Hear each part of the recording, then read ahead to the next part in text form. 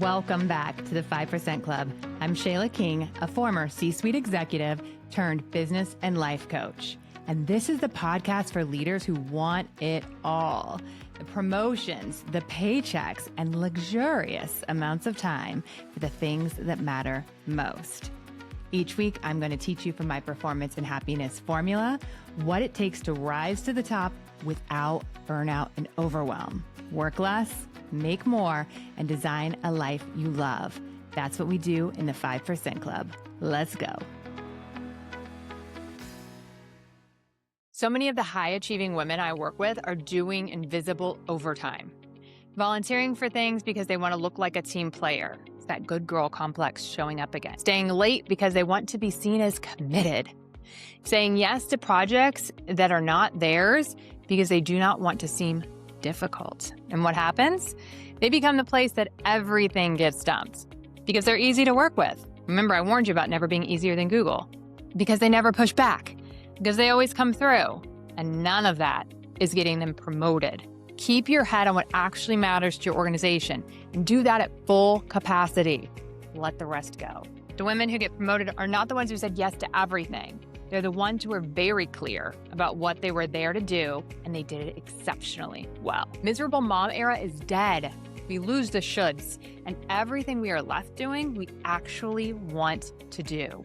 That is freedom. Last week, I told you that lighter is possible, that the exhaustion and the mental load and the feeling of never catching up is not the price of ambition.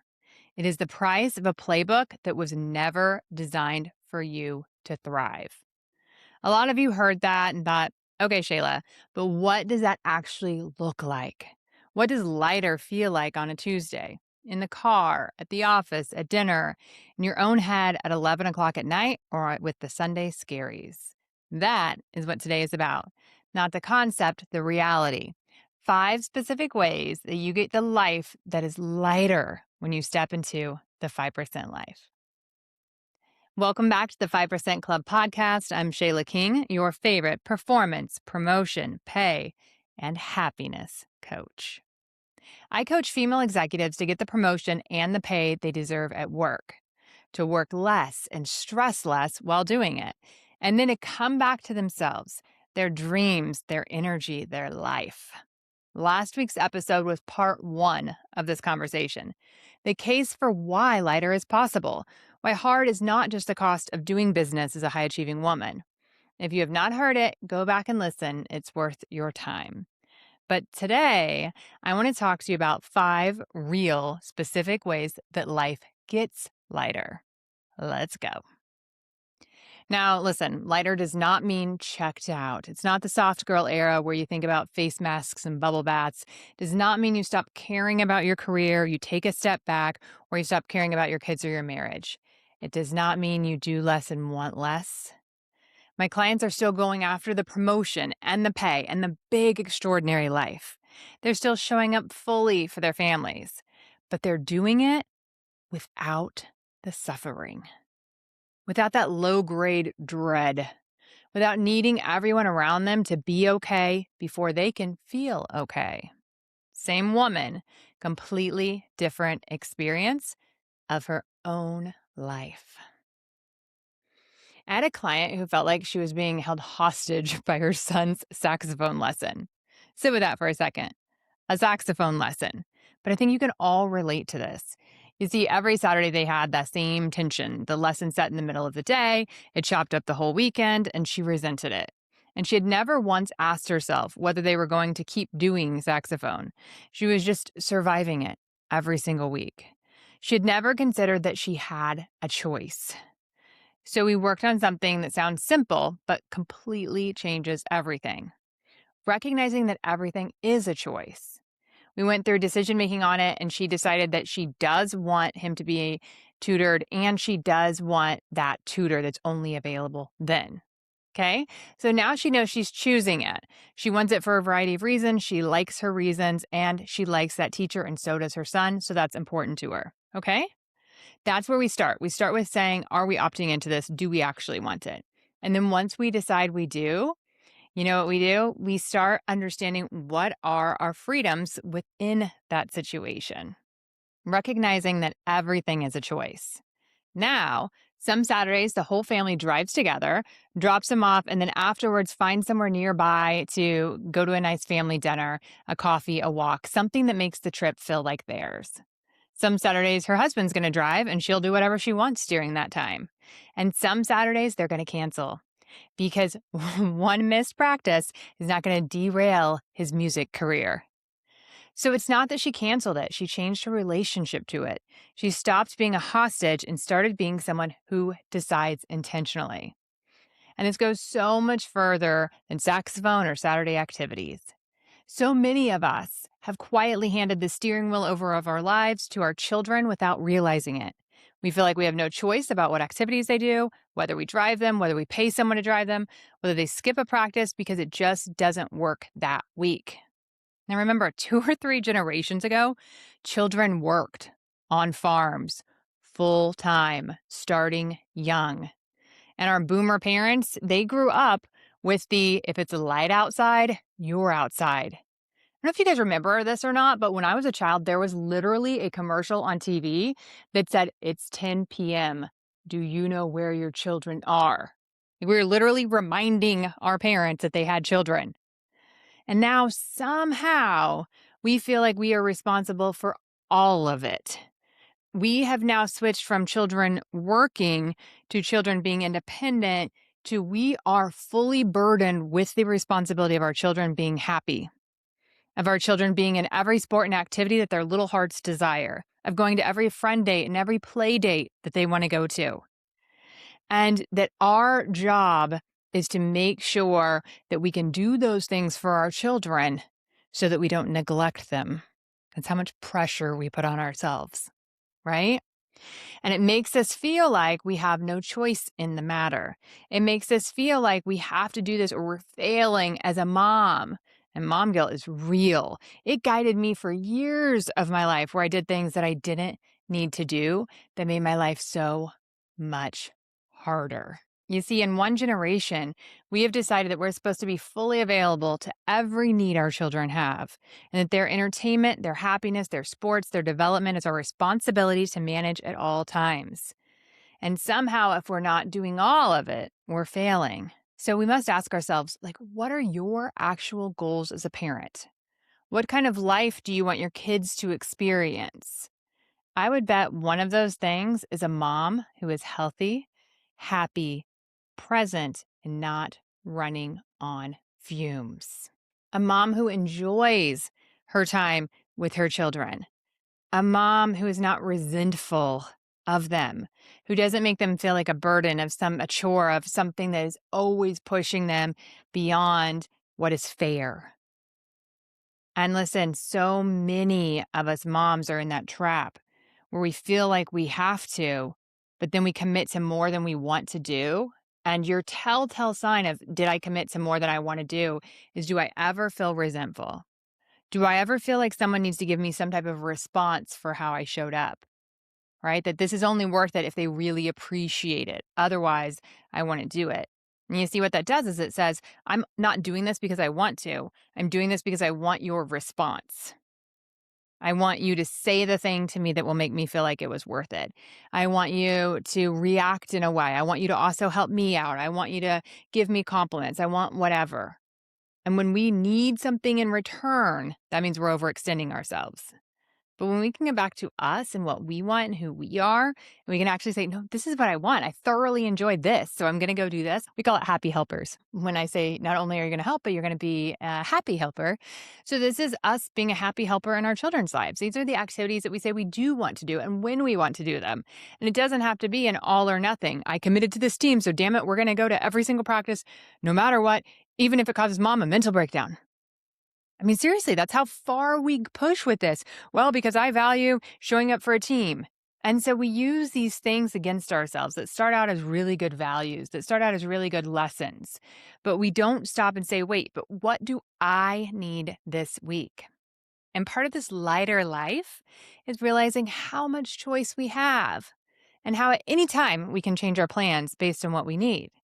Now, what I teach you in the Performance and Happiness Lab is how to design the structure and the schedule to where it is ongoing, sustainable, and you don't need to call audibles all the time and get breaks all the time because you love the plan that you created for yourself. And so you can still call those audibles, but they're rare because you love the design you put on your life. Right now, many of you are living a life and playing a role in your family that you don't like. There's some aspect of it where you're like, they're depending on me for this, and I'm always the one that has to do that. That feels really frustrating and like you're taken advantage of. And what I want you to hear today is you have choice. You can change your role. You can change the expectations that others have of you, and you can let them be unhappy with the choices that you make. Okay? All right, so let's go back to this one. Just knowing that you have a choice and that you have decision changes so much. When you go to your kids' practice because you genuinely want to watch them, you are present and they feel that. When you skip their practice to go to the gym because that's what you need that day, you feel good about it. And they learn something from that as well. Remember, they are always watching. We do not do things out of guilt anymore. Miserable mom era is dead. We lose the shoulds, and everything we are left doing, we actually want to do. That is freedom, and it's available to you right now. Number 2, you stop needing people to like you. This one changes everything at work. So many of the high achieving women I work with are doing invisible overtime, volunteering for things because they want to look like a team player, staying late because they want to be seen as committed, saying yes to projects that are not theirs because they do not want to seem difficult. It's that good girl complex showing up again. And what happens? They become the place that everything gets dumped because they're easy to work with. Remember, I warned you about never being easier than Google because they never push back, because they always come through. And none of that is getting them promoted. It's just making them exhausted. So keep your head on what actually matters to your organization and do that at full capacity. Let the rest go. Stop proving and start positioning. That is the executive skill sets that we learn inside the Performance and Happiness Lab. And when you stop needing to be liked, you stop taking on work that was never yours. You stop saying late to perform commitment and start leaving on time to see your kids because the work is done. And you stop overly volunteering. The women who get promoted are not the ones who said yes to everything. They're the ones who are very clear about what they were there to do, and they did it exceptionally well. Not caring if people like you is not arrogance. It's a superpower, and it gives you so much clarity. And that bleeds into your home life too. When you stop needing approval, you start making decisions based on what is actually right for you and your family. Not based on what good looks like, not based on what other moms are doing, not based on guilt. This is a completely different way of moving through the world. And it's so much lighter. Number 3, your relationships get lighter and more playful. This is the one that surprises people the most. When most women think about the lighter life, they think about work, the calendar, the to-do list, the mental load. They don't always think about how much energy is bleeding out through their relationships, that emotional energy and burden.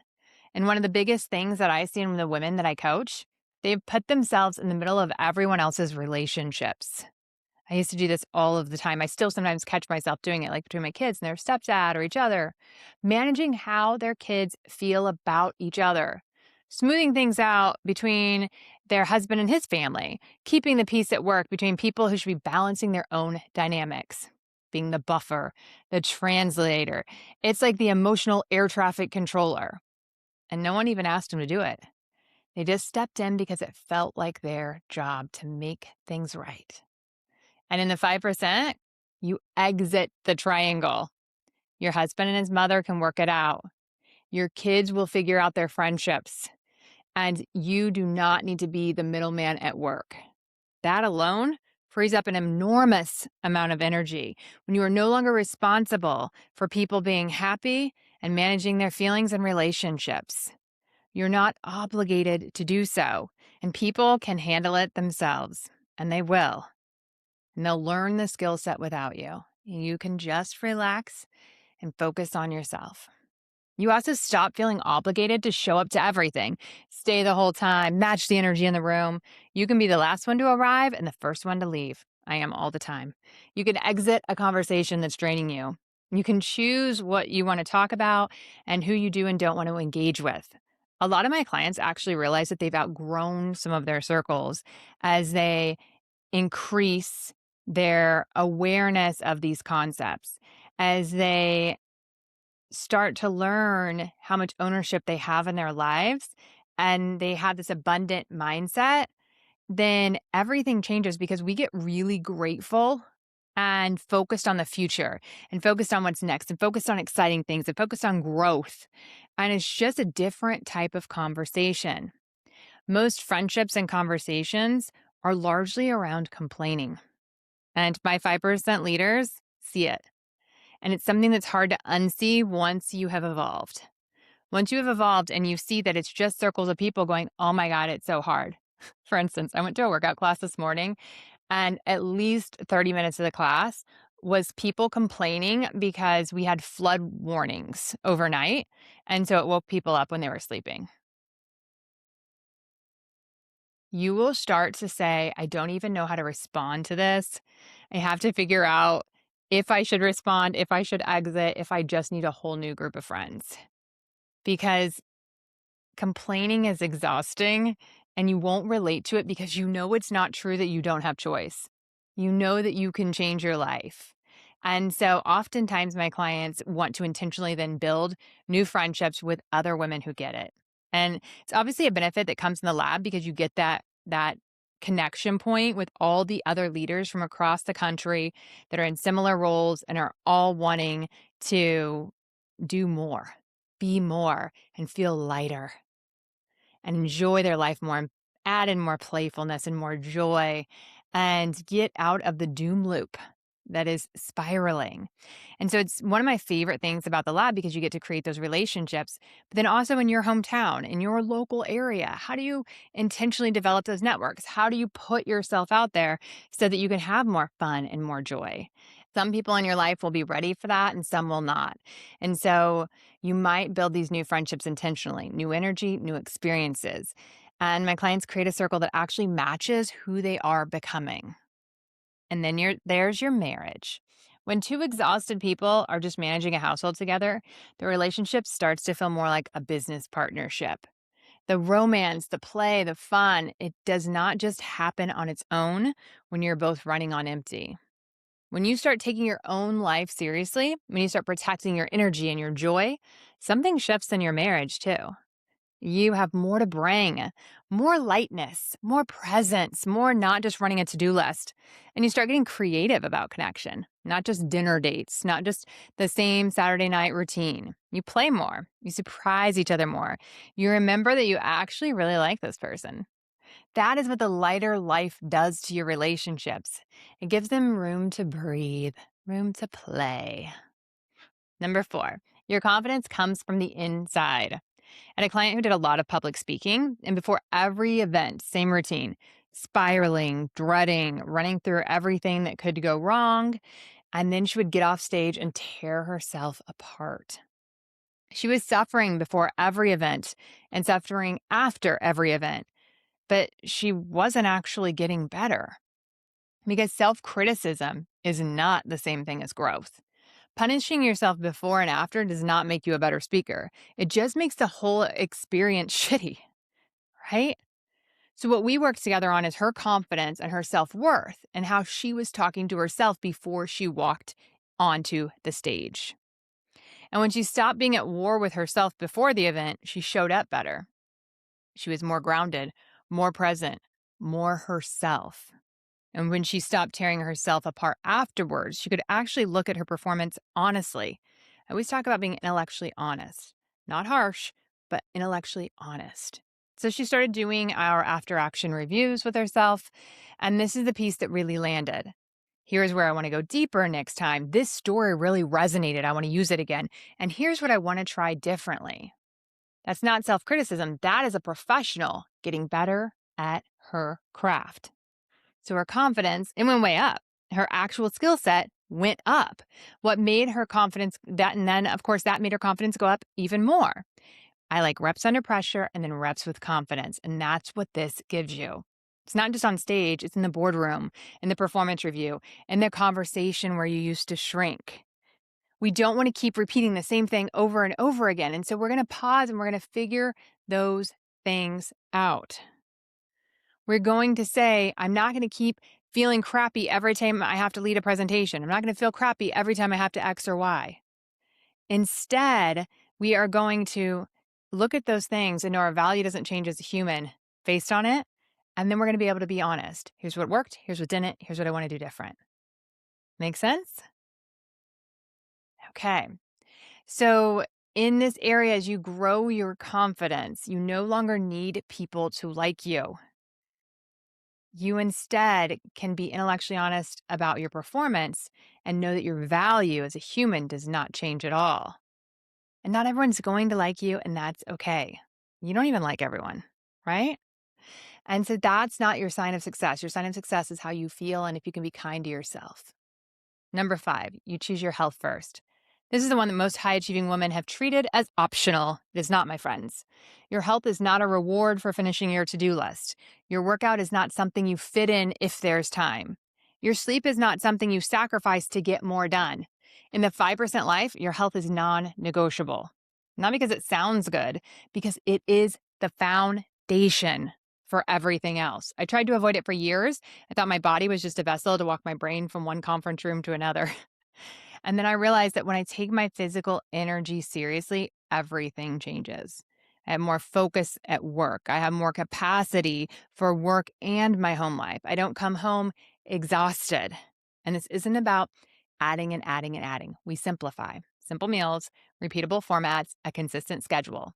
Not a new complicated wellness routine, not 5 different programs running all at once. The same thing done consistently so that you can actually sustain. And you resource yourself. For generations, men have had a full-time person at home supporting them, managing the house, the kids, the appointments, the meals, all of it. And no one questioned whether that was too much help. Nobody told him he should be able to do it without support. My friends, you get to choose what you want to outsource. Laundry, cooking, returns, scheduling, whatever is draining your energy and is not the best use of your time. Resourcing yourself is not indulgent. It is sound economics. You are the asset, and protecting the asset is the strategy. This summer, I'm running a workshop that's specifically on how to resource your life for performance and happiness, how to figure out what to outsource, how to build the infrastructure that actually supports you, and how to do it without the guilt. And I'm having several clients come on with me to be part of this panel. So the waitlist is now open. You can go to www.shaylaking.com and join the waitlist so you get on the invite list for that workshop. There we have it. 5 ways that life actually gets easier. You know you have a choice. You stop needing people to like you. Your relationships get lighter and more playful. Your confidence comes from the inside, and you choose your health first.